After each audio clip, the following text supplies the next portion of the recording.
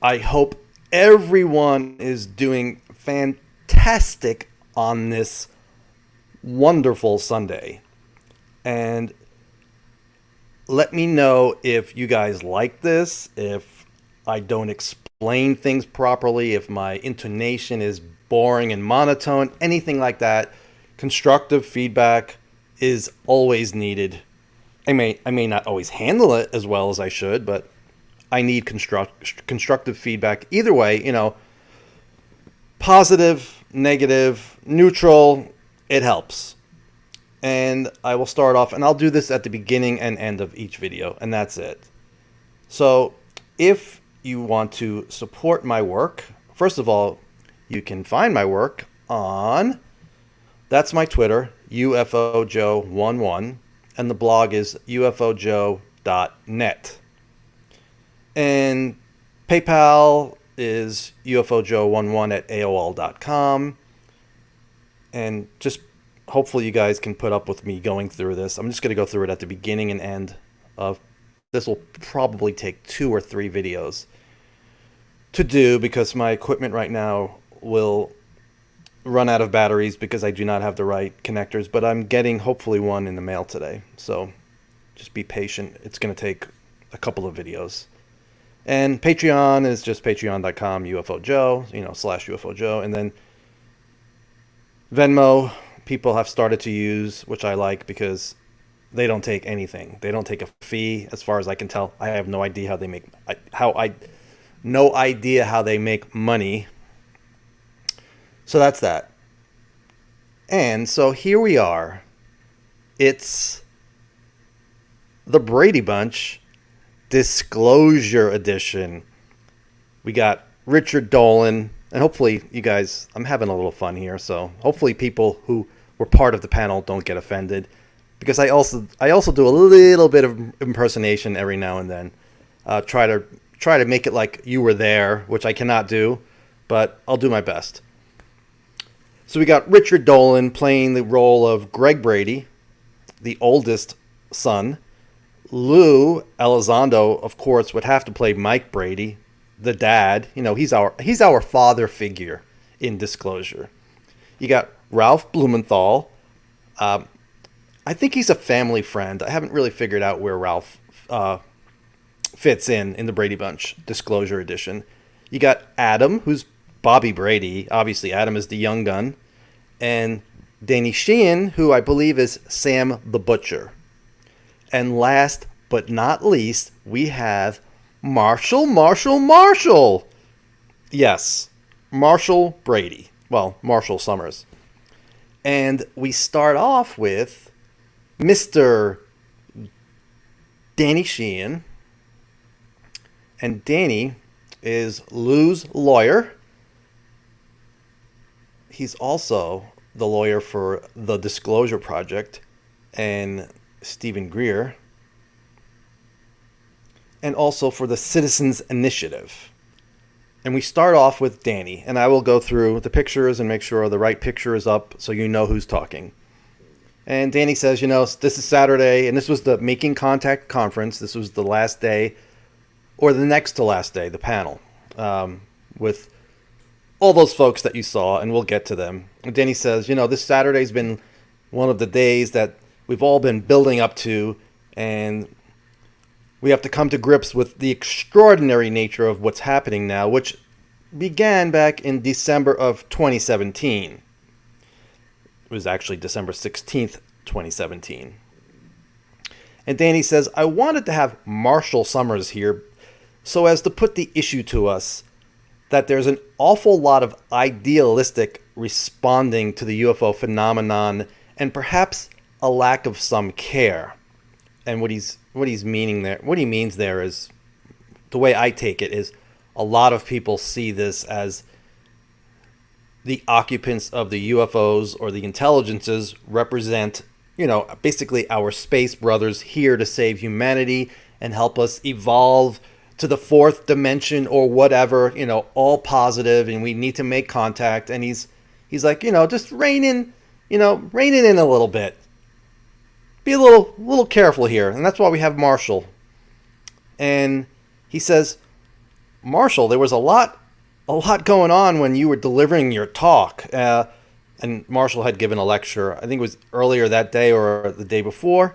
And he says, Marshall, there were people running around here with their hair on fire going, wait a second, what about the allies?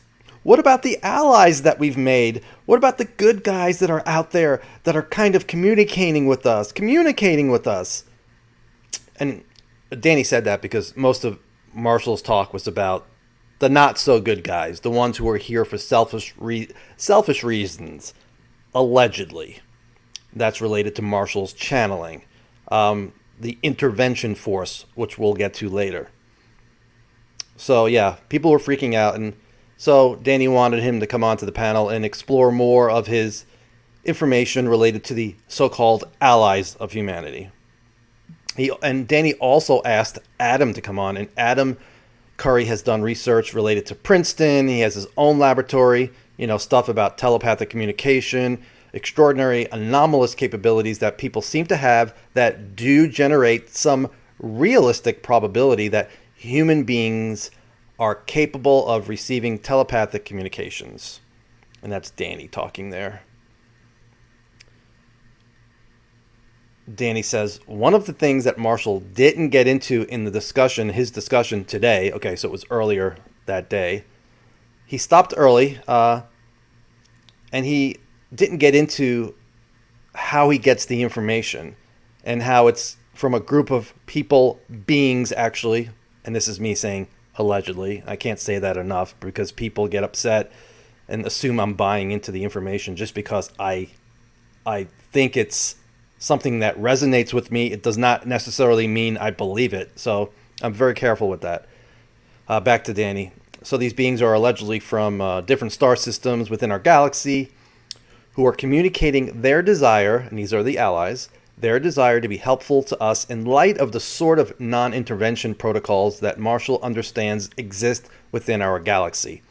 Well, the good guys, according to what I understand so far, what I've read about the allies of humanity, the reason they're not helping us or making contact is not because of non-intervention. It's because our species is just too immature and we're not prepared for contact.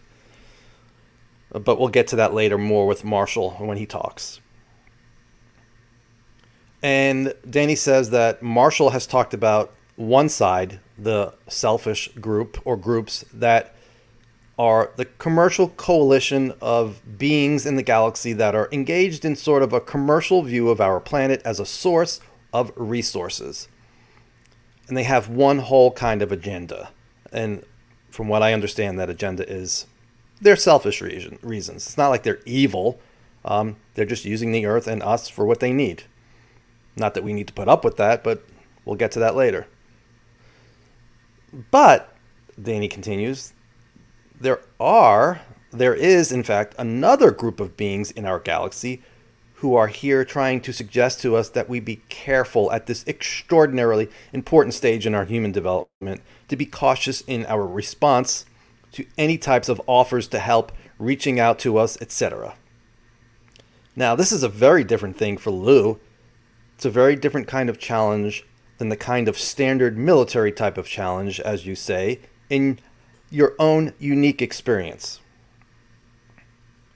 where you were frustrated by the fact that the highest, and he's talking about Lue here, the highest level officials in the defense establishment didn't seem to be treating this phenomenon as a kind of a threat of any kind. And it was frustrating for Lue. And here's Marshall suggesting that the threat may be something quite different than a military threat. And yet, there's going to be a lot of people saying, well, how would Marshall know anything like that? Marshall would indicate that he has, and he's been careful about this. I noticed that during his participation so far, that he has not really directly communicated to everybody that this is telepathic information he's gotten down over the years from this group of allies for humanity.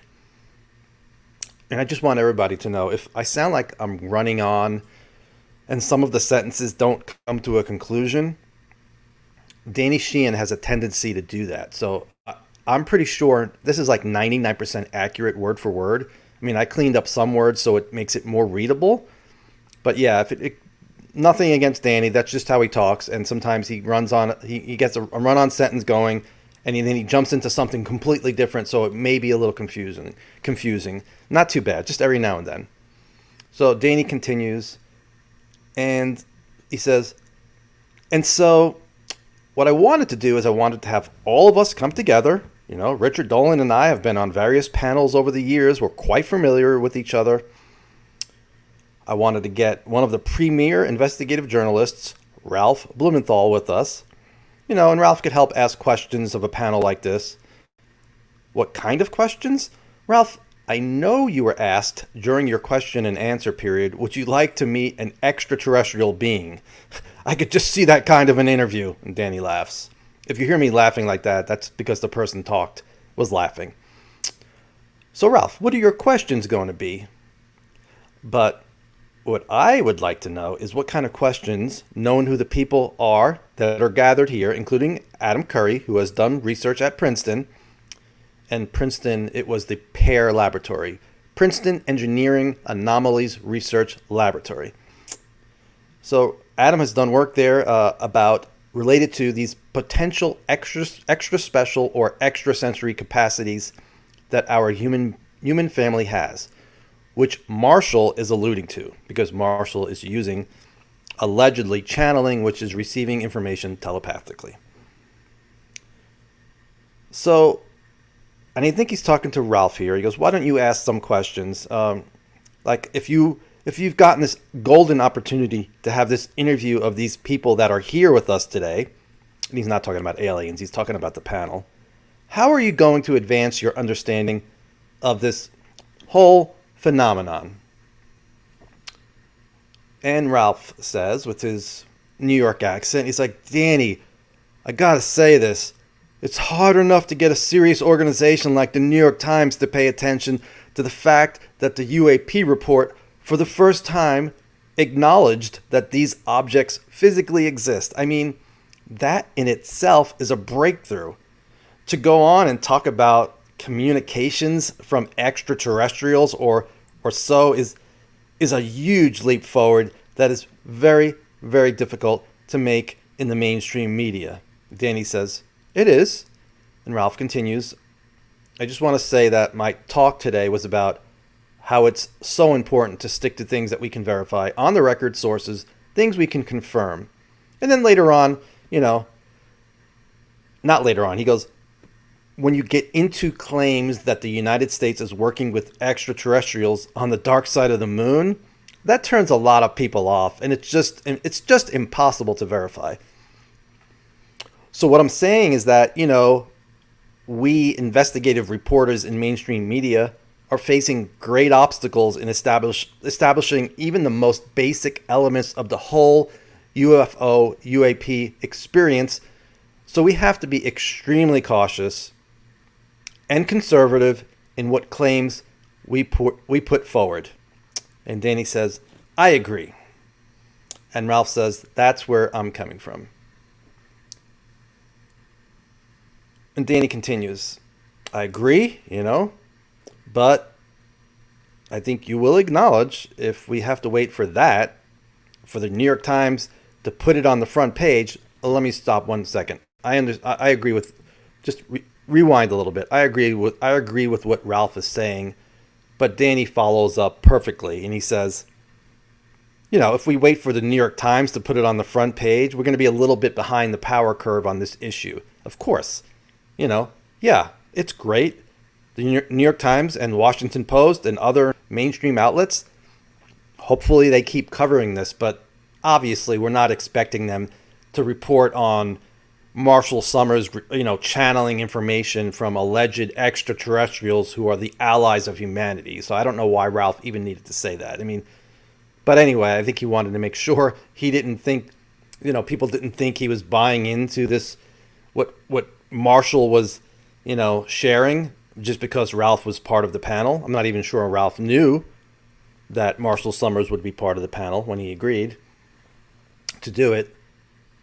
So Danny's like, I'm approaching you in terms of being a journalist, Ralph. You've done the book about John Mack, exploring what an extraordinary set of data it was that was coming in here. There are other sources from Richard Dolan. You know, Richard, and he goes on to Richard. He goes, Richard, in all the time you spent on this, Richard Dolan, he's asking, what is it that convinces you that there is another dimension to this story that has to do with actually not just the mechanics of these vehicles and whether they're solid objects, which we've finally gotten the Defense Department to acknowledge, but how much further do you think? And now he goes, in the middle of a question to Dolan, he switches to Ralph without completing his first question to Dolan. So that's the kind of stuff I'm talking about. And he says, Ralph, how much farther do you think you as a journalist might be able to go by interviewing a person like Richard Dolan to share more data with you that he has that might be worthy of your journalistic integrity, even if the New York Times isn't quite yet ready to publish that? What kind of information? Well, let me do it the other way around. Richard, what type of information do you think that you have that has convinced you as an objective historian and researcher that might be shared with Ralph that would start to give Ralph an additional amount of information or data that might be helpful? And Mr. Dolan says, that's very easy. You start with the classified literature that we have had for decades that describe military encounters with objects that are simply not supposed to exist. You know, you don't start in 2004, which is all we ever hear about. It's as if the UFO phenomenon started in 2004. And, you know, I understand it's important to keep the discussion restricted to certain facts, but the reality is, by ignoring the 1990s, 1980s, going back to the 1940s, and even forgetting the earlier periods, by ignoring those earlier sightings and ignoring the dramatic memos, classified memos that we have through FOIA that we've had since the 1970s that prove, they don't hint, they don't suggest, but they prove that the U.S. government has been deeply concerned to the point of almost panic about these objects. You know, like, to me, that's a story that the mainstream media has really not covered. Certainly not the New York Times. And I know Ralph would be interested. I mean, Ralph, I've listened to you. But the fact is, that's where we need to go. We need to establish the historical reality of the United States and also other governments. But let's start with the U.S. because this has been going on. I mean, you got January 1949 memo by the FBI detailing airspace incursions over White Sands and over Los Alamos. You know, objects were tracked with instrumentation traveling in upwards of 9,000 miles per hour. 1949. That's tic-tac UFO territory right there. And there's quite a few of these documents, types of documents that we have. So I would say, start with that. And Ralph says, you know, I agree with you, Richard, that a lot of it hinges on documentation, government documentation, which is why we put so much stock in Lue's group, ATIP, and why the story was printed by the New York Times, our first story.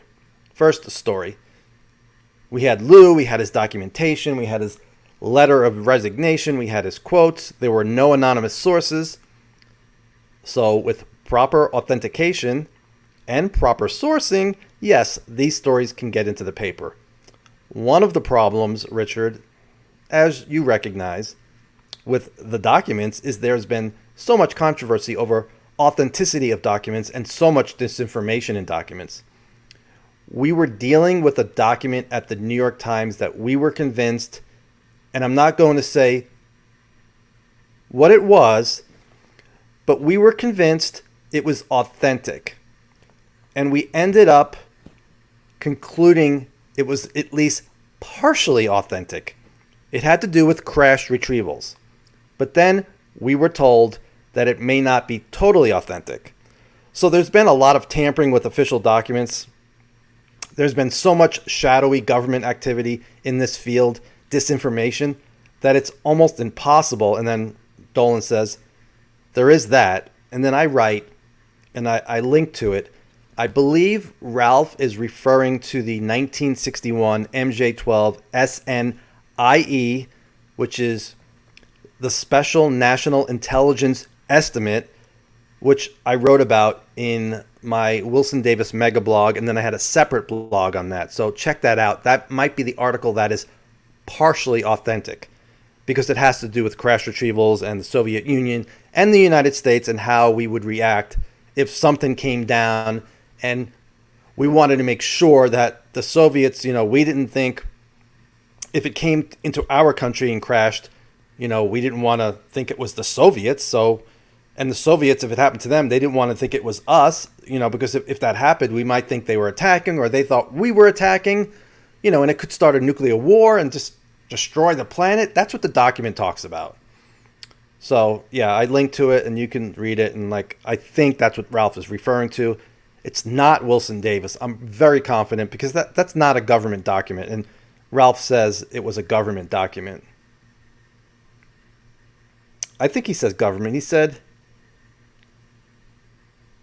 official documents. There's been a lot of tampering with official documents. Wilson Davis is not an official document. It's just a set of notes. So yeah, unless the New York Times was working on another document that I'm unaware of, I know they were working on the 1961 document. So I would go with that for now. So Ralph continues. He's like, that's why we relied so much on Lue and his organization, because at least that was something we could latch onto. To say that the government, an official government organization, says this, this, and this. And suddenly, we were on easy ground in terms of getting the New York Times to pay attention. And so that's the challenge we face, and it's always easier when the government acknowledges something. At least we know who's standing behind it, who's saying what, and it's much easier than taking a video, for example, from some citizen who says, hey, look, here's a video of a UFO I filmed outside the DC train station. Here it is. And Ralph's like, I don't know what to make of that. It looks good. It looks interesting. And I agree with that. It's very difficult with citizen UFOs to say much of anything about them, because you don't know details usually.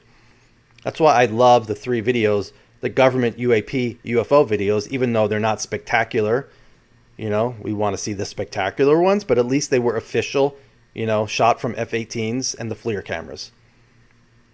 And Ralph's like, somebody gives me a video, I don't know what to make of it. So he goes, but if the government were to release that, like the 3 Navy videos, that drew unprecedented attention for the New York Times, and suddenly it makes news. I mean, Lue is the key to this in many ways, it seems to me, because, or certainly, Lue's position in the government, because he can bring to it a certain authority that makes it easier for the mainstream media to pick up. And Mr. Dolan says, I just want to add, absolutely. Lue is critical, and I agree with you. The documents that I referred to are all 100% authenticated by the U.S. government. They've come out of College Park, Maryland, the National Archives, all of them. The ones that I work with are 100% legit, out of the archives. There's quite a lot. There are thousands, in fact. Go to the Black Vault. John Greenwald runs that. He does a great job. So no, there's quite a bit of U.S. government documentary authentication of long-standing, essentially the impossibilities being noted by military personnel in the sky, sometimes in the oceans, and we've got them, got the documents. And they get released, and they fall into the black hole of the American memory, and no one ever talks about them, but they do exist, and they are part of our history. And we go back to Mr. Danny Sheehan, who says, how much farther do you think a really sound, responsible journalist can go based upon those documents that have been recovered? For example, a report from Project Sign back in the 40s. And you tell Ralph, Richard, if he doesn't already know, what that report concluded. And we're talking about the estimate of the situation. So Richard says the estimate of the situation does not exist. No one has seen. He's like, Some people have seen it, but no one has produced it. Air Force Captain Edward Ruppelt, who ran Project Blue Book, he wrote that he knew about that document. Dewey Fournet, who was a colleague of his in the U.S. Air Force, testified that he had seen it and read it. That was an affidavit. So there are people. There's no reason to deny it, but no one has seen it. Aside from that, though, there are actually quite a few very excellent declassified U.S. military reports and intelligence community reports as well. And I went over some of those in my lecture earlier today. I just like running through them because I think people should remember them. So it's quite a fit. There's no single U.S. released document that says, yes, UFOs are... There's no single U.S. released document that says, yes, UFOs are aliens. So there's none that say that.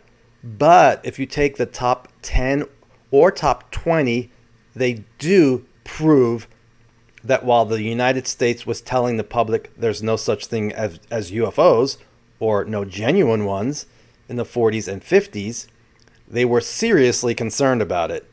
And there's enough data in those documents to show extraordinary performance capabilities on a number of occasions. So the top 10 or 20 of those documents absolutely prove that there was a cover-up on UFOs and formal government lying to the public. And that's a good place to start. We don't have to solve, is it aliens or not, right away. I think step one for public conversation is just to recognize this is a real phenomenon, and let's figure it out from there. And Danny, and this will be a theme for the next few exchanges, Danny says, if Ruppelt said that the estimate of the situation, I'll just call it the estimate from now on, if he said that does exist from Project Sign, and his assistant or deputy said he's seen it and read it, did they say that in an affidavit? And Dolan just said that, but did they say that in an affidavit, what the conclusion was of that report? And Mr. Dolan says, oh, yes, absolutely. The conclusion was that this Sign team, this all started in the summer of 1948 with a dramatic UFO sighting, and they had been working on this all through 1948, and they put together a report which ended up on the desk of Air Force Chief of Staff Hoyt Vandenberg. And that report, according to Ruppelt, or according to Fournet, stated that Sign had concluded this is probably extraterrestrial, because they asked the same questions we asked. Is it U.S.? Is it Russian? Or something beyond? It's amazing, 1948. Asking the same exact questions we're asking today, although most of the people agree this is probably not Russia or China. Some people insist that it is. I am confident they will realize within the near future that it's not. It's not Russia. It's not China. Maybe some of this stuff is, but the stuff we're interested in is not, in my opinion. So Danny says, I would ask this to Ralph. Do you think that is a really worthy story? That Ruppelt, the head of Project Sign, and his deputy signed an affidavit swearing that he'd read it and this is what the content of it is? Aside from whether the New York Times will agree to publish that, do you think that is a real event in and of itself that's worthy of reporting? So Ralph, do you think that's worthy of reporting, the project estimate of the situation? Sorry. And Ralph says, yeah, I do. But I'll tell you this, I'm much more interested in some stuff that Lue could tell us, if he would or could, about what's going on now. And Danny's like, I'm just about to go to that right now. And then Ralph laughs. And Ralph says, but I think looking back, I remember discussions I had with an editor at the Times, and some of us heard about this via the grapevine. I don't remember where we heard it, but Ralph is confirming it here. He goes, I had an editor at the Times, and we had discussions about documents that we were referencing that do go back years and decades. And his eyes kind of glazed over at one point, and he said, well, we don't know the authenticity of these documents, and anything could have been tampered with. And then Ralph's like, but I know he would be interested, and we would all be interested in what Lue could tell us, if he would, about things the government is involved in now and knows now. Now, I know he's constrained by certain things, his clearances and restrictions, but I think that is more fruitful. But given where we are now, I think that would get the attention of the public and the media, is stuff that the government now is in possession of and is holding back, or Congress in classified form, with the UAP report that would shed new light on this stuff, and then we don't have to go back decades. And Dolan jumps in, because I know Dolan was chomping at the bit here, saying, I just want to say this one thing. I think a 75-year-old cover-up is extremely important for the public to know about. And so the more we siphon the history out of this phenomenon, the more we are in danger of not holding our government accountable for an entire lifetime of lies. And Blumenthal says, I agree with you, Richard. And Richard says, so I think that's important to keep in mind. So I agree with both of them. But right now, yeah, if we go to documents, the documents, as Richard said, should be to establish that this was going on back then. I don't think we should focus on the cover-up right now. Get people to realize this is a real phenomenon. Once that happens on a mass level, with the masses, then we could show people, listen, the government covered this up. We need to look into this. We need to know why it was covered up. We need to know, what are we going to do about it? Were people intimidated back then? Was any violence, engaged in trying to keep this secret? So start with the videos. We need more videos. Get the public's attention because they love videos. And then once we get them interested and realize it's real and not all of our tech or adversarial tech, we go back and look at the documents and show this has been going on for a long time. People have been lied to for a long time. So in the future, hopefully that helps them with other subjects that they weren't necessarily lied to about, but stigma has prevented a lot of these subjects, which we'll get into later, from being studied seriously by the public and by scientists. So we go back to Mr. Daniel Sheehan, and he says, let me ask the question you're suggesting, Ralph. Let me ask this, Lue. Lue, in your capacity as the director of the ATIP, were you able to get access to the actual estimate of the situation by Project Sign back in 1948? I'm not asking you what's in it. Were you able to get access to it? And Lue says, and Lue did not smile like that the entire time. Lue says, and I don't really have a good Lue impersonation. He goes, we were able to get access to a lot of things, Danny. And I'll go down that road in a moment. The initial predicate of this conversation began with the idea that someone has the ability to receive information, he's talking about Marshall Summers, from something beyond our species and effectively communicate that with intent and whatnot. Let me just state for the record my perspective on that from me and my qualifications. The problem with information like that is there's two things. There's no way to test and there's no way to prove that. You are just simply taking the interpretations of a single human being, whether that be my interpretation or Mr. Marshall's interpretation.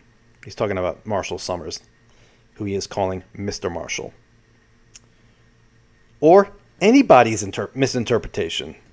That might be a typo.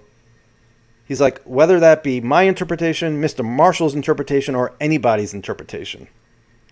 So from that perspective, my background as an investigator is really focusing on things that I can test and prove and then present them to a jury, if you will, and let them decide what it means.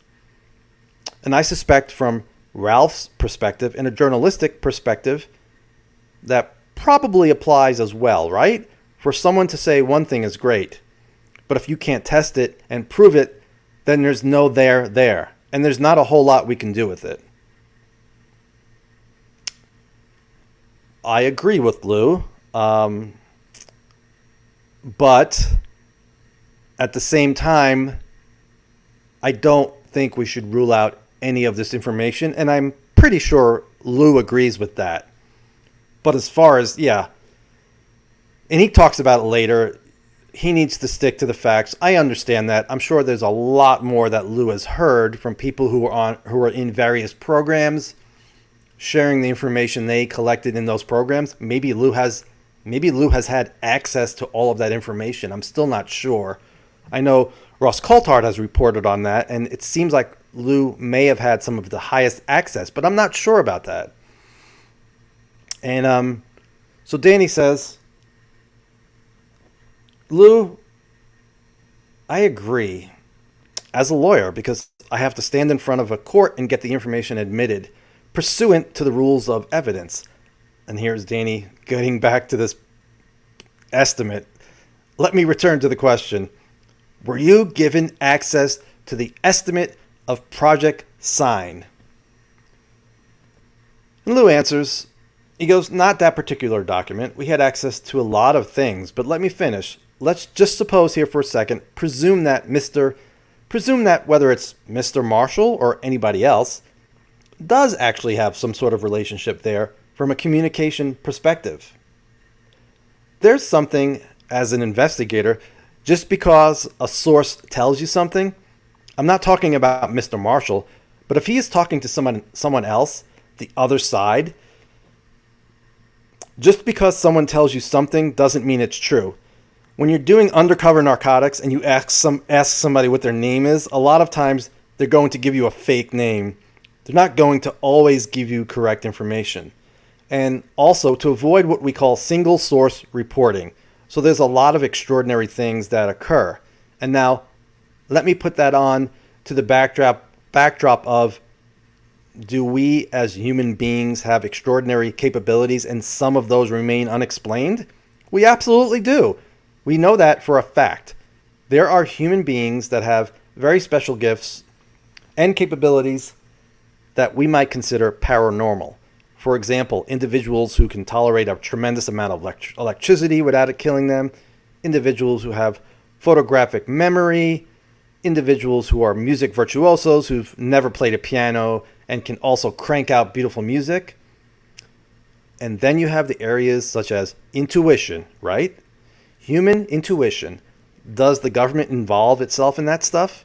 Yeah, it has. In times, it has. In fact, one of my dear colleagues and friends is a gentleman named Dr. Hal Puthoff, who actually was one of the godfathers, if you will, that ran the U.S. government's remote viewing program, psychic program of espionage, for espionage. And it wasn't just us. The Russians had a long involvement in that as well, in remote viewing or psychic espionage. And also, as far as to go further into what we call psychotronic weapons development. Just real quick, John, I want to know, UK John has said that he heard from Hal that Hal trained Lue in remote viewing. So, and I believe he said that, I think Lewis said that he was part of that program. He said, yeah, Lue was like, it was a mistake. It was just for a few days. So that may be why Lue has a certain perspective on abilities of human beings to access information using our sixth sense. And we'll get back to that a little later. And Lue says, it shouldn't be a surprise that governments are interested in this. It shouldn't be a surprise that human beings have extraordinary capabilities. If you just look at the word, for example, and I've said it before, and he talks about If you say parachute, people think a device that deploys and slows you down. If you say paramedic, people think of a responder, first responder, or lifesaver, something positive. But if you say paranormal, people usually stop for a second. They kind of hesitate, maybe raise an eyebrow, and they'll kind of look at you, maybe cock their head to one side and say, "What do you mean?" The point being is that paranormal has a stigma associated with it, just like anything else weird and crazy, right? That we consider as a fringe in our current genre. When in reality, there are things that, by definition, all things in science are paranormal until they become normal. That's just a fact. My cell phone I have right here in my hand. 100 years ago, it would be considered paranormal. Some sort of magic talking box that allows me to communicate across long distances. Well, that's reality now. And so I guess my point is that although I think that particular piece of the conversation is certainly worth having, understand that unless there is a way to test and to prove this information, it's very difficult to have that conversation, not only with the media, like the New York Times, but also when I was with ATIP, trying to talk to a 3 or 4-star general or a political appointee. At the end of the day, it doesn't get me any closer to the finish line, that the finish line is, hey, there's something in our skies. We don't know what it is. We don't know how it works. And we probably better figure it out. So basically, he's basically saying he sticks to the very basics when talking to people, media, politicians, generals. And I think I totally understand that. You can't speak to them, since most of them, it's a new subject for them. You can't jump from some of these objects seem to be someone else's. And by the way, there are these 9,000 pages of telepathic communication from the allies of humanity. And yeah, you can't do that. For someone like me, I am really interested in hearing that. I have an experience reading a lot of channeled material, so I'm very wary because a lot of it most of it contradicts. One channel material will contradict the other channel material. So Marshall Summers, for me, was a little different than what I've heard before, so I paid attention. But I still don't know what to make of it, and I understand Lue avoiding that type of stuff right now. Somewhere down the line, okay. But like I said, for me, no, I'm not going to wait. I'm gonna share what I can and share with you my opinion on that kind of stuff. And I think the work of Marshall Summers is worthy of evaluation, like the Inspector General's office is doing right now. And I will take a break to drink. I'm sorry, some of this is a little sloppy. I mean, I'm trying to read and also add in my own thoughts, and not exactly always read it for word. So Lou continues, as far as answering your question, did I have access to historical documents? We did, but as Ralph explained, from a media perspective, I had the same challenge. It's a cold case, something that happened in the 40s and 50s, although it's very compelling in its official documentation. And oh, by the way, when I'm talking to the media now, I show them those documents. I bring them and I say, hey, take a look. This is not just me. This is a 4-star general talking to the director of the FBI, J. Edgar Hoover, and saying, this thing is real and it's affecting our sensitive facilities. There's some sort of reconnaissance going on, end quote. And Lou's like, so don't get me wrong. Historical information is valuable. In fact, I would even go further and say it's vital in the conversation. But it's only part of the conversation. What it does is it establishes a precedence that this is continuing to occur and there is some sort of national security, equity, or interest in this topic. And Danny continues on with the estimate of the situation from Project Sign. He says, Ralph, if in fact there is an official government estimate from Project Sign back in like 1948, and it states that people that are on the team that have conducted the investigation have formed the conclusion that the source of these UFOs is extraterrestrial, wouldn't you view that as a big story in and of itself? And Mr. Blumenthal says, historically, it would be very interesting, but again, going back to establish what is the foundation of that conclusion. Richard, with all due respect, a lot of these documents have come to light historically over the years, and they've been written about. I wrote about some of them in my book. They've been written about in your books and many books, so it doesn't strike readers as really brand new. We know that the government researched this stuff, and I will say one thing. It doesn't strike readers like me as being brand new, although I always like reading more documents and, because I forget them. But somebody brand new to this subject, those documents are more important, They're going to say, oh my God, this has been going on for this long? How come I didn't know about this?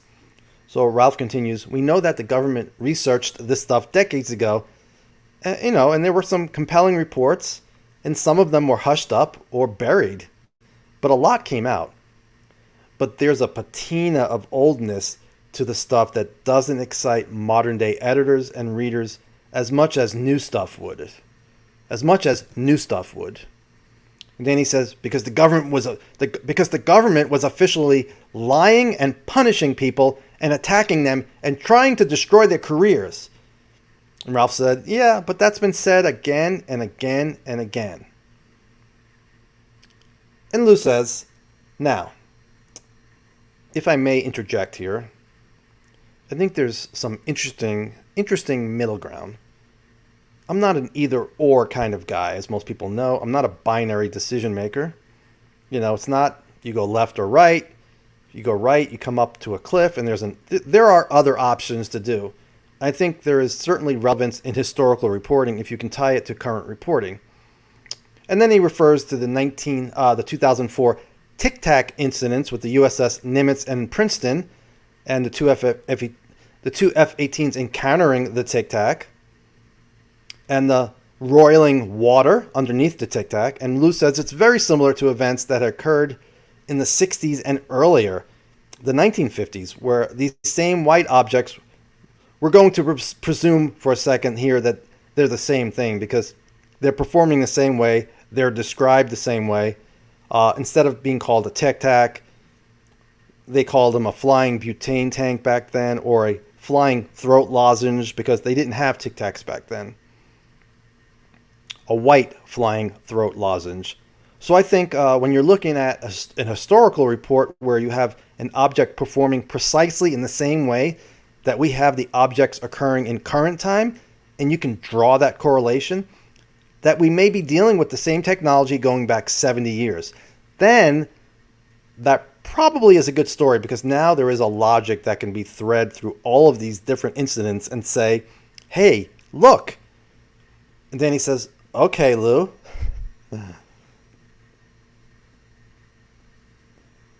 Let me ask this of Ralph. If you have a credible report that is worthy of going into the Times, that Dr. Eric Davis in December of 2020 gave a report to the Senate Intelligence Committee stating that the people he was working with that were investigating this phenomenon had come to believe that these were off-world vehicles. And he said, and by the way, I believe Dr. Eric Davis believes these were constructed off-world. I mean, that's a little minor point, but that's just some extra data for you. And he said that to the Intelligence Committee in December of 2020. Does that convince you, Lue, that there's a direct correlation to the report, the estimate of the situation that was made back in 1948 by an official government group, that they had the same similar technology you're talking about at that time? And they too had come to that conclusion that the source of this was extraterrestrial. Doesn't that meet with your journalistic standard, Ralph, and your investigative standards, Lue?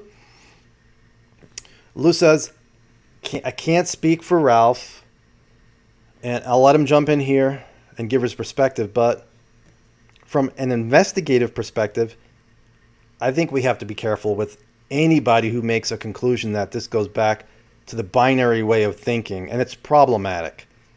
And basically, he goes into off on left, right, up, down. He says that's the way we look at the world. Feeling okay today? I'm feeling good or bad.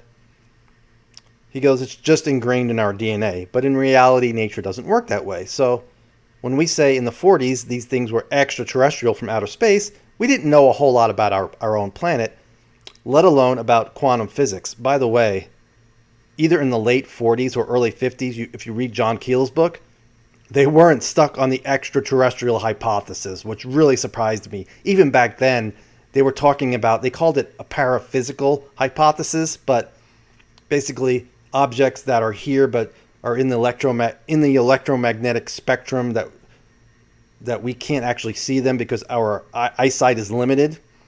I'm not sure if they used those words back then, paraphysical. I think they did. But yeah, they weren't stuck on just ET. And there was a divide in the community, just like there is now, although it's a different divide, a lot of it. But yeah, there was they considered paraphysical, woo, and the extraterrestrial hypothesis was the leading one. And if you broke away from that, people did not like it. So they were, like I said, they weren't just stuck on the ET hypothesis. So Lue says, in the 40s, these things are, when they said they were extraterrestrial from outer space, we didn't know a whole lot about our own planet, let alone about quantum physics. In the 40s, right? We were just unlocking the secrets of the atom. And so this is why I'm very careful to say, when someone says this is from outer space, well, it certainly could be, but there are other options.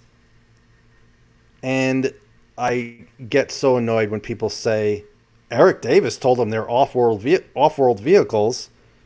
Listen, and then people say, well, Eric Davis thinks they're extraterrestrial. That's happened twice in interviews with Lue, where the person talking to Lue does not give an accurate representation of what Eric Davis has said. Eric Davis has said he doesn't know where these objects are from.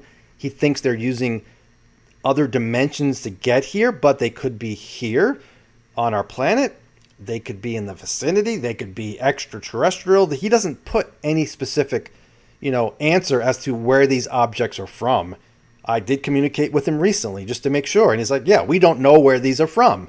So it's annoying when people insinuate that Davis says these are extraterrestrial when he does not. And Lue is at a disadvantage because Lue doesn't keep track of everything Eric Davis says. So when people say, well, Eric Davis said this, Lue is going by what those folks are telling him. So it's not Lue's fault. And Lue says they could be from outer space, inner space, or frankly, the space in between, which he has said many times. He goes, and maybe even from our oceans. We don't know. So it's dangerous to conclusively say that these are Palladians or reptilians or tall whites, or whatever someone wants to hypothesize. I'm impressed Lue now knows about Palladians and tall whites. I mean, everybody knows about reptilians, but Lue said that when he was in ATIP, he didn't read anything UFO material-wise, and he wanted to keep, a clean slate. He didn't want to be influenced by any other data on the subject. But now that he's out, I'm assuming he's reading books. Obviously, he's talking about Palladians and the tall whites. He says, but in reality, we simply don't know. And I think we can agree that it's not ours. And I think we can agree that it's certainly not foreign adversarial, which means it's probably not human. Much beyond that, it's wide open. It's the Wild West, baby. And he didn't say baby. I did. And we could speculate all day long. But in reality, I know it looks like I'm threading the needle here. And people are saying, well, he's not really committing. And Lue says, I'm not committing. And Danny goes, I'm fixing typos as I go. And Danny, which I didn't think I had. Danny says, no. If you're saying that we can say that the source of these is not human, Lue says, I think that is going to be part of, look, I don't think we can avoid that part of the conversation. I think we're already, and then the rest of it got cut off on bad audio. And Sheehan goes, are you listening to this, Ralph? You got that part? And he means the part where Lue said, I'm going to quote him exactly, where Lue said, "It's probably not human." Are you listening to this, Ralph? You got that part? And Ralph says, "I'm listening, and I'm dying to jump in because I want to say something." That's my New York accent, which I have kind of lost over the years. He goes, "First of all, I want to say to Adam that you are the heir to that research at Princeton that was conducted into paranormal and psychic abilities, which I'm sure you know well. So I'd like to hear from you quickly on how your research may tie into the numbers research by your predecessor at Princeton, Robert John." By the way, John passed away, I think, in 2017 or 19. He worked with Brenda Dunn at the Paralaboratory. Ralph continues, "I just want to say one thing. You know, we have the ability today that we didn't have back in the 40s and 50s with technology. We have infrared, gun cameras, radar, things that are picking up now proof that these objects physically exist. Well, we had a lot of that stuff back then, some of it, but we have better tech now, yeah, especially the FLIR cameras. So in that sense, yeah, we can go back to Project Sign, Project Grudge, and look at their records and, you know, sort of excavate everything that they found and the estimate of the situation, but we have the ability today to go beyond that. What has NASA picked up from the space station? What are the satellites picking up? These are all questions of technology that we can use our modern tools to advance us, so we don't have to go back. Yeah, it's interesting to go back, but let's go forward and see what we can find. And we can take pictures of black holes hundreds of millions of light years away, like the ones they took that I have in my book from 2019. You know, I guess an astounding feat. And they found the Higgs boson underground after hundreds of billions of experiments and hours where they found nothing. Now they found one particle." And he's talking about the work at CERN. And do not ask me to explain the implications of Higgs boson. I need to read up on that. You know, Ralph's like, with the kind of scientific know-how we have now, if we apply that to trying to figure out what these objects are and how the hell they can do what they do, that would really advance us. So I think that's why I'm sort of focused ahead rather than back. Then he goes, I agree. Over 50 years of being an attorney, dealing with a lot of these issues, I'm always struck by how every administration is prepared to only look forward and never wanting to talk about the past. But let's just set aside the past. If you've got an official government document, again, he's talking about the estimate of the situation, in 1948, saying that the people who have looked into this have concluded this is extraterrestrial, and in fact, you've got Eric Davis in December of 2020 telling the Senate Select Intelligence Committee that his whole team has concluded that these are off-world vehicles not constructed anywhere on this planet. And you've got Lue Elizondo, who is the head of the investigative group, saying they're not human, that it's something that's not human. I mean, doesn't that strike you as a story, Ralph? I mean, come on, Ralph. And that was my part, saying, come on, Ralph. Ralph goes, yeah. And we put it in the New York Times. We put a briefing slide, Eric Davis's briefing slide in the New York Times saying off-planet vehicles. So let's move on. And this was my favorite exchange. So what did Eric Davis say when you asked him about it? Well, I don't want to say what he told us, but I'm telling you what we put in the New York Times. Well, I'm asking you what he told you, not what you put in the New York Times. What did he tell you? Well, he told us enough to back up that story that we put in the New York Times. So what I'm saying is that, so we said that, we put it in the New York Times. We said that, we put it in the New York Times. So now a lot of stuff is already on the record. Let's move ahead and expand that opening. We have to find out more. I'd like to know what information the government has that it's not sharing with us. It's our information. It's the people's information. We pay for it with our tax money. It affects us, our future, our contacts with possibly other intelligences in the universe. So what's so secret? We have a right to that information. So let's push as hard as we can to get that information and get it on the record. And then he says, would you compare the classified annex to the June 5th, 25th ONI UAP report? Would you compare that to the Pentagon Papers that the New York Times published? Just real quick, the Pentagon Papers, which I do include a little summary in the blog. Classified information about the Vietnam War that made the United States look really bad. It was leaked by, I believe it was Daniel Ellsberg, and it made it into the New York Times. It was classified information, so that can happen, and Danny talks about that later. So there is some hope for us, but this is more sensitive than the Pentagon Papers. This is world changing. That was country changing, at the very least.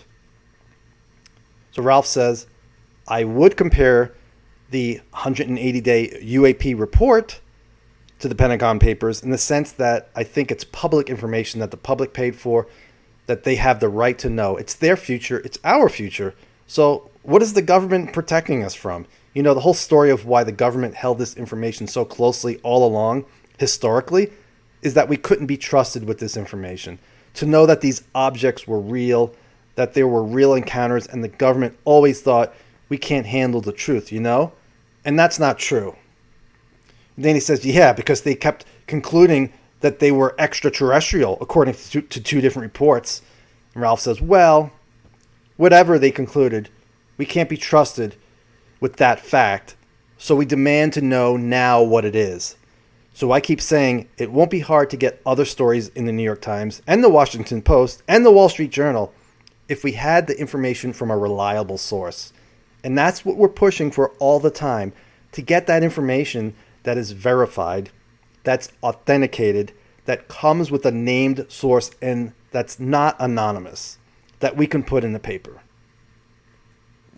And then Lue poops on our party and says, can I ask what happens if it turns out the government isn't, quote, telling you the truth, end quote, because the government itself doesn't know the truth.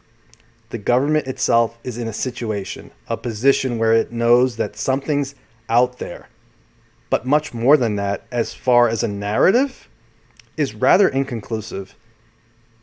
And perhaps, and this is where Danny earns his money, and he didn't get paid for this, but Danny becomes the lawyer, and it was a really great exchange. Danny says, Lou,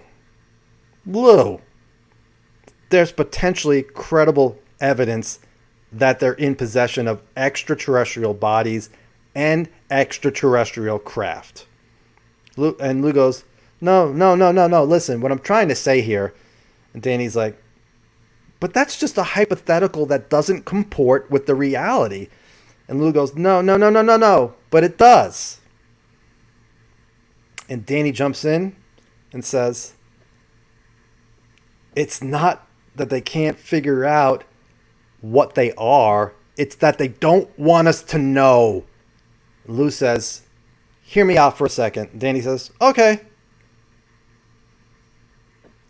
Lou, it does comport because we get things all the time that we don't know how they work, and so we keep it secret. There are things, and I won't go into detail here, but there's technologies that we get all the time from a foreign adversary, and we don't let anybody know, because even though we haven't figured it out yet, yes, we have it, we do, but we haven't figured it out yet. And I'm not saying that the reality is that that doesn't exist.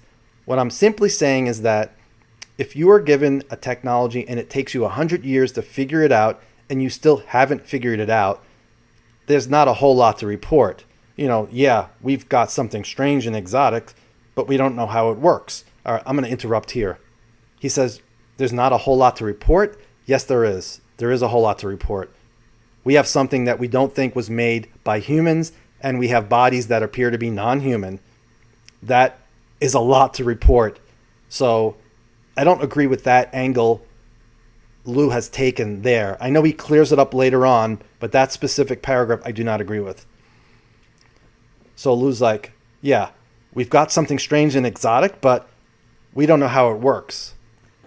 And then Danny, rightfully so, says, yeah, but if the strange and exotic thing that we've got comes with bodies that are clearly not human, doesn't that seem to shed some light on the fact that, and then Lue says, well, I think what it does, it certainly makes it compelling, but we still don't know any more than we did before. So let's go down that trail just for a second. Let's say there's a craft with some bodies in it that aren't human. Then he goes, yep. Lue says, okay, but you don't know where they're from. You don't know what they are, what their intentions are, what their motivations are, how long do they live, what's their metabolic rate. My point being is just hypothetically, just to go down that road. And by the way, yeah, if we don't know any of that stuff, that doesn't preclude the government from saying we have it. You know, it's world changing, it's species changing. So I don't really think that's relevant as far as talking about sharing that information, the basics that we have it, with the public. And you'll see, Lue changes his tune a little bit. He says those are two separate issues, but it seems like he was making the argument in these paragraphs here that, we should not tell people until we figured out exactly what it is. And Danny says, you've been keeping it secret for 75 years. And he's talking about you, the government. And I'll just go back a little. Lue says, you don't know where they're from, what their intentions are. My point being is, hypothetically, just to go down that road. And Danny says, but you've been keeping it secret for 75 years. Exactly, Mr. Sheehan. And then Lue says, but that's a different issue. And this is where I was kind of confused because it didn't seem like Lue was making a different issue. But then he says, let's not conflate the two. So you're right. The fact that we might have something like that should be told to the American people. But where we have to be careful is to go down the line of saying we know more than we don't. Nobody said that. I don't think Sheehan never said, we know everything about these beings or the craft or where they're from. He just said the fact that we have them should be shared. So, Lue saying we have to be careful to go down, not to go down that road and, people thinking we know more than we do. Okay, I understand that, but that's not what he was arguing earlier. So and Danny says, I agree. I totally agree. And Lue says, this topic is, so anyways, I'll shut up. And in my comments, I said, it seems like Lue is saying if we have craft and bodies, we need more data to figure out all of the details, such as where they're from, what their intentions are, etc. And I refer to February 23rd of 2021. Lue was on Spaced Out Radio with Dave Scott, and he brought up that lack of data when Dave asked him, has Lue Elizondo, the person, ever seen a gray being, big black eyes, skin color, silverish tone, maybe brown at times, 4 feet tall to 5 feet tall, almond-shaped eyes, a slit mouth, barely any nose, 3 fingers? Ever seen one? And Lue says, Lue Elizondo, as a person, has seen some pretty extraordinary things in his life. I don't want to prejudice the jury here. I've seen a lot of things in my life that have been very, very compelling, but in every one of those situations and in every case, I needed more data. You're asking a great question, and people are going to say I'm being evasive. And yeah, you're damn right I am. I am being evasive. So yeah, he needed more data, which is basically saying what he said earlier, We have bodies and craft, but we don't know the origin. We don't know any details. Supposedly, we don't know any of those details. So it seems like Lue has either seen bodies and or a craft in person with his own eyes, or at the very least, I believe he has seen photos of that. The way he talks, I lean towards him seeing it with his own eyes, especially the claim that Stephen Greer said that Sheehan told Greer that Lue told him that he had seen a UFO in a government facility, which would not surprise me. But Lue, if that's true, Lue cannot admit that right now. I know he has to go through the evaluation, and with his security clearance being threatened, I know a lot of people probably getting mad at me right now saying, why not? He should tell us. Just screw the security clearance. But Whether or not he's seen it with his own eyes, that stuff, craft and bodies, or photos, I don't know. And hopefully we get to know, because I would love to hear the stories Lue has that he has not shared with us. And Dave Scott says, did it scare you? Lue says, a lot of things scare me, sure. Fear for me, though, I'm not scared by this topic. I'm more scared of not being able to ask, or not allowed to ask a question, than getting the answer to that question that I'm asking.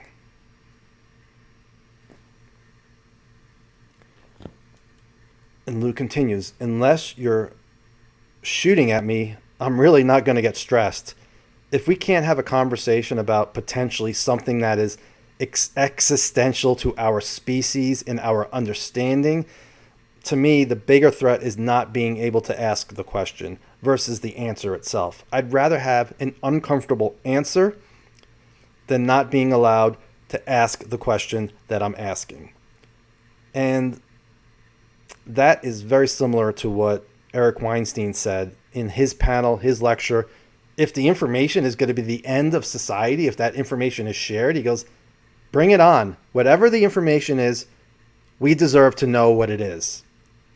So back to the panel. And we got Danny Sheehan talking about an infamous, well, I didn't know the story, but it's a famous story supposedly about Oliver Wendell Holmes, who was a famous Supreme Court justice in the 1880s and 90s. And one day his wife came by on her horse-drawn carriage called a buckboard, which I never heard that word. She goes, let's go out for lunch. Come on, Ollie. So they drive out to the countryside and they're riding along. And she says, oh, look, Ollie, somebody has shaved all the wool off those sheep over there. And Wendell says, no, my dear.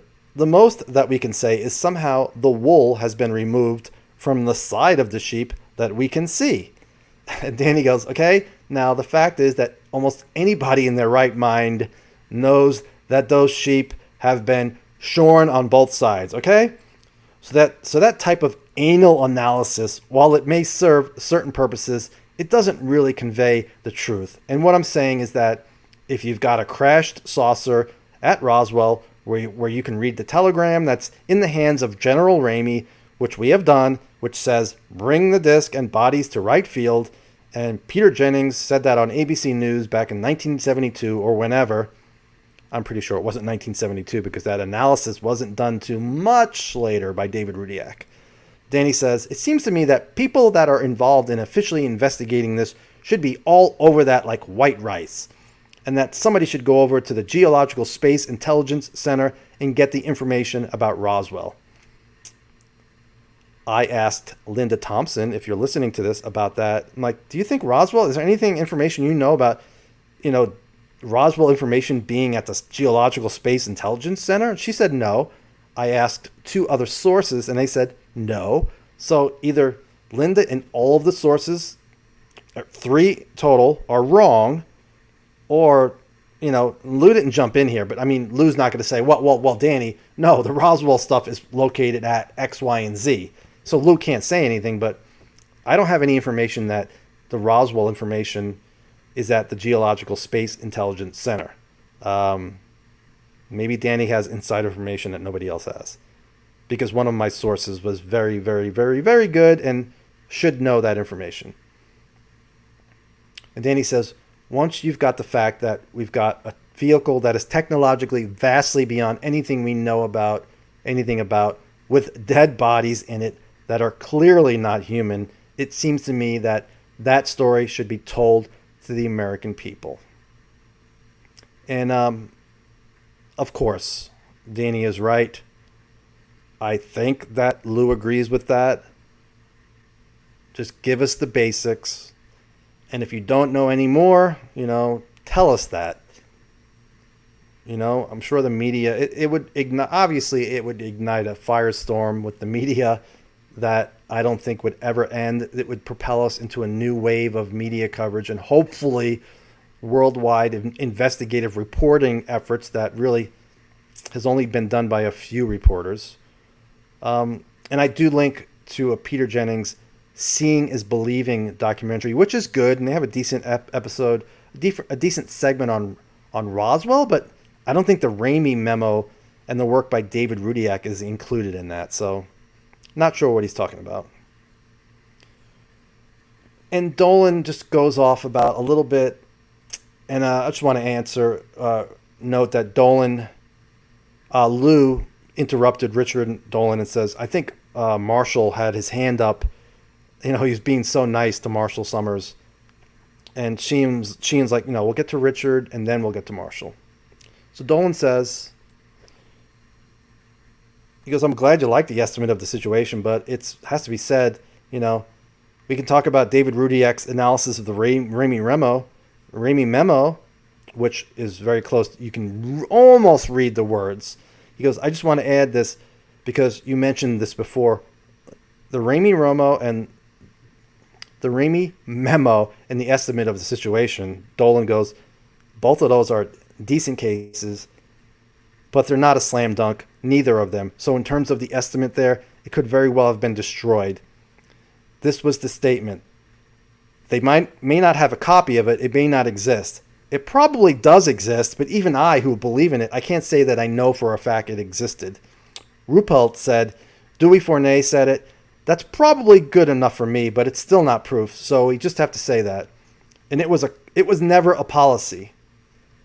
Either because that sign team was scattered to the winds after they handed that report to Vandenberg, so they all got split up. So that never became Air Force official policy anyway. And I have a really good link to an article on the estimate of the situation. Yeah, it wasn't official policy. So I think Danny Sheehan made just a little too much about the estimate of the situation. I mean, yeah, it's important. That's the conclusion that some folks came to, extraterrestrial, but it's not the be-all, end-all document. And then Richard mentions the Rudiak memo, the analysis he did, amazing analysis where it seems to say victims of the crash on the Ramey memo. What victims would there be if it was a weather balloon? It's so close, but it's just beyond our ability to confirm 100%. And there's been debate over that for decades. And I think most people, when they look at it, they think Rudiak is right, but still there are some naysayers out there, and that's the problem. So, I mean, Ralph's point is very well taken. Like, we want to work with absolutely confirmed, unarguable data. And all I was saying, when I get into the history, and I don't want to belabor this, is there actually is very good confirmed historical data and analysis. And the reason it's important is because I mentioned the cover-up. And the other reason is that nowadays we have all these people talking about how, well, maybe the Tic Tac is a black budget project.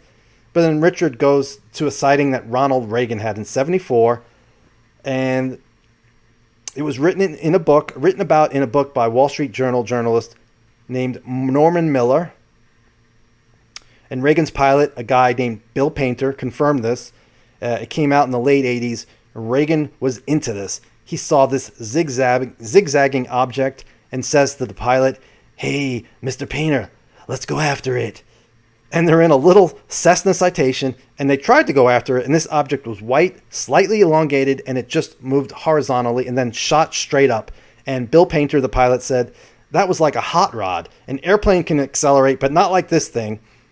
And Reagan said, "What the hell was that, Nancy? It looked like an extraterrestrial craft." And no, Reagan did not say that, but I like doing my Reagan impersonation. So Dolan's like, that's a good case. You have a future president of the United States seeing a possible Tic Tac UFO. Hell of a case, but no one ever seems to know about it. Okay, now I'm about to run out of battery, so I will pick this up in part 2.